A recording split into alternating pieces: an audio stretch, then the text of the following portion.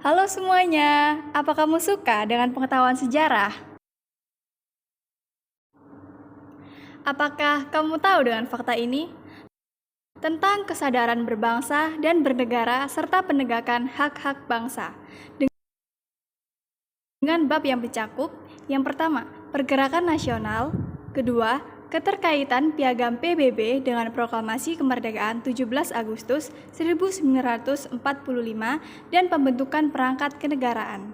Yang ketiga, penduduk Jepang membahas kedatangan Jepang di Indonesia, merespon penduduk Jepang, dan proses menuju Indonesia merdeka. Apa sih pergerakan nasional itu? Pergerakan nasional merupakan istilah yang digunakan untuk menyebut suatu fase dalam sejarah Indonesia, yaitu masa perjuangan mencapai kemerdekaan pada kurun waktu 1908 sampai 1945. Memasuki tahun 1908 merupakan tahun awal perjuangan yang dilakukan oleh rakyat dengan visi atau tujuan nasional. Pada tahun tersebut, rakyat mulai melakukan pergerakan yang dilakukan untuk menentang kaum penjajah yang masih bersifat kedaerahan.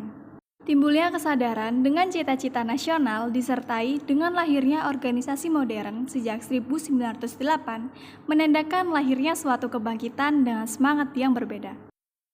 Perkembangan nasionalisme Indonesia sejak Budi Utomo hingga kemerdekaan dibagi dalam beberapa periode. 1. Organisasi moderat dan kooperatif, di mana pada periode ini gerakan nasionalisme di Indonesia diwarnai perjuangan untuk memperbaiki kondisi sosial dan budaya. A. Budi Utomo, yaitu organisasi pergerakan nasional yang beranggotakan mahasiswa kedokteran di Batavia yang dikenal dengan nama Stovia. Tujuan organisasi ini adalah mencapai kemerdekaan nasional meskipun anggotanya berasal dari golongan terpelajar Jawa. B. Sarekat Islam adalah organisasi dagang keamanan yang latar belakang munculnya organisasi ini diawali karena ingin mengimbangi agar persaingan dapat diatasi saat menghadapi pedagang asing. Lalu berubah menjadi organisasi politik sehingga menjadi ancaman bagi pemerintah Belanda. Kemunduran Sarekat Islam terjadi karena perpecahan di dalam tubuh organisasi itu sendiri yang terbelah menjadi kubu si putih dan si merah. Selain itu, ada organisasi kebangsaan dan politik, di mana pada periode ini muncul berbagai organisasi politik yang secara terang-terangan berani menunjukkan tujuannya mencapai Indonesia merdeka. Indis Partij, organisasi pergerakan nasional yang didirikan oleh 3 serangkai dengan tujuan dan prinsipnya sangat radikal menginginkan Indonesia merdeka. Maka, organisasi ini ditentang oleh pemerintah Belanda.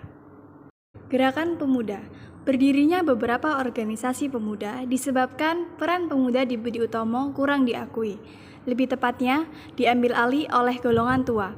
Karena itu, pemuda-pemudi kemudian berinisiatif membuat perkumpulan atau organisasi sendiri. Selanjutnya, ada periode radikal, yaitu masa ketika organisasi pergerakan menolak bekerja sama dengan pemerintah kolonial Belanda dan secara tegas menuntut kemerdekaan. 1.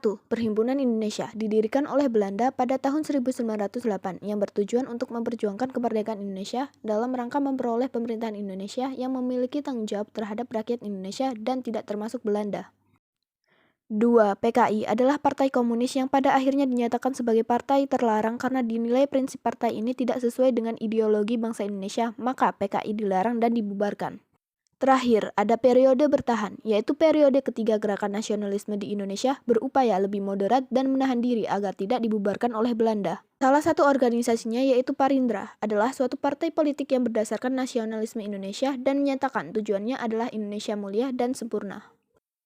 Partai ini mendirikan banyak perkumpulan rukun tani dan rukun pelayaran sebagai wadah pendampingan rakyat.